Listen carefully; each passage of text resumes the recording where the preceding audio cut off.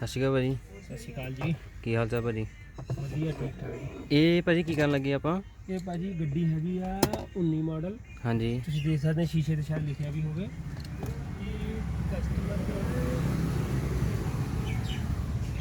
Customer ਦੀ demand ਸੀਗੀ ਵੀ ਮੇਰੇ ਨਾ ਦੇ ਸਕ੍ਰੈਚ ਪੈਣ ਲੱਗ ਪਏ। ਹੁਣ ਨਾ ਉਹ ਵੌਕਸਵੈਗਨ ਦੀ ਬਿਲਡ ਕੁਆਲਿਟੀ ਰਹੀ ਨਹੀਂ ਆ, ਦੇਖੋ ਸਕ੍ਰੈਚ ਪੈਣ ਲੱਗ ਪਏ।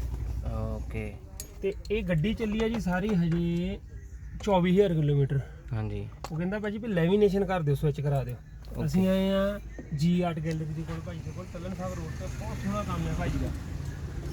ਅਸੀਂ ਹੋਰ ਵੀ ਇਹਨਾਂ ਤੋਂ ਕਾਫੀ ਟੇਪਿੰਗ ਵਗੈਰਾ ਕਰਾਉਨੇ ਆ, ਬੜਾ ਵਧੀਆ ਟੇਪਿੰਗ ਦਾ ਕੰਮ ਹੈ। ਤੁਸੀਂ ਹੁਣ ਦੇਖਣਾ ਇਹ ਸਾਰਾ ਪੈਨਲ ਕਰਨਾ, ਇਹਨੂੰ ਆਪਾਂ ਲੈਮੀਨੇਸ਼ਨ ਕਰਾਂਗੇ, ਇਧਰਲੇ ਸਵਿਚ ਕਰਾਂਗੇ ਲੈਮੀਨੇਸ਼ਨ, ਆ ਡੋਰ ਦੇ ਥੱਲੇ ਜਿਹੜੇ ਹਿੱਸੇ ਲੈਮੀਨੇਸ਼ਨ ਕਰਾਂਗੇ। ਇਹ ਟਰਾਂਸਪੋਰਟ ਲੈਮੀਨੇਸ਼ਨ ਕਰਕੇ ਦੇਣਗੇ। ਠੀਕ ਹੈ ਜੀ। ਬਹੁਤ ਵਧੀਆ ਭਾਜੀ ਕੰਮ ਹੈ। ਦੇਖੋ ਤੁਹਾਨੂੰ ਬਾਕੀ ਫੋਟੋ ਵੀਡੀਓ ਆਪਾਂ ਤੁਹਾਨੂੰ ਥੋੜੀ ਦੇਰ ਤੱਕ ਪਾਉਣੇ। ਇਹ ਕਲਸਟਰ ਮੀਟਰ ਵੀ ਆਪਾਂ ਲੈਮੀਨੇਸ਼ਨ ਕਰਵਾ ਦੇਣਾ ਨਾਲੇ।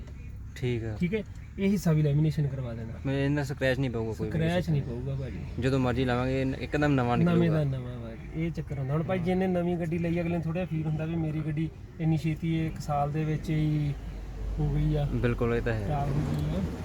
ਚਲੋ, ਜੇ ਕਿਸੇ ਨੇ ਵੀ ਆਪਣੀ ਗੱਡੀ ਨੂੰ ਲੈਮੀਨੇਸ਼ਨ ਕਰਾਉਣਾ ਹੋਵੇ ਤੇ ਰੁਪਿੰਦਰ ਭਾਈ ਨੂੰ ਸੰਪਰਕ ਕਰਕੇ ਤੁਸੀਂ ਇੱਥੇ ਆ ਸਕਦੇ ਜੀ ਜੀ ਆਰਟ ਗੈਲਰੀ ਨਾਲ।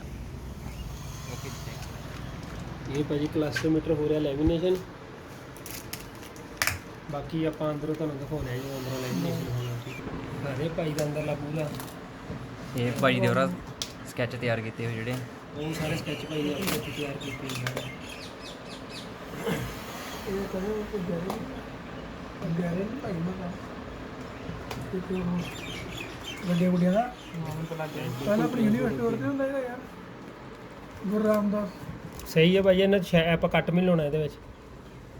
ਹੋ ਗਈ ਭਾਜੀ ਲੈਮੀਨੇਸ਼ਨ? ਕੱਟ ਲਓ ਜੀ, ਮੀਟਰ ਦਾ ਹੋ ਗਿਆ ਲੈਮੀਨੇਸ਼ਨ।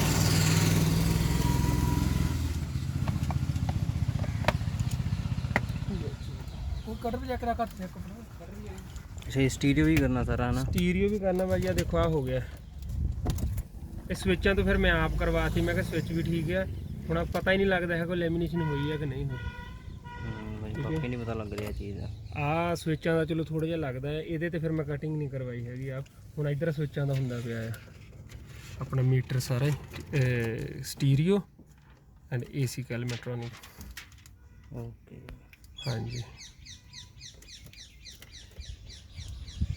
ਆ ਵੀ ਸੋਚਣੇ ਨਾ ਭਾਜੀ? ਇਹ ਸਵਿਚ ਕਰਨੇ ਆ ਭਾਜੀ, ਇਹ ਨਹੀਂ ਕਰਨੇ, ਇਹ ਨਹੀਂ ਕਰਨੇ। ਓਕੇ, ਇਹ ਕਰਾਂਗੇ ਸਵਿਚ।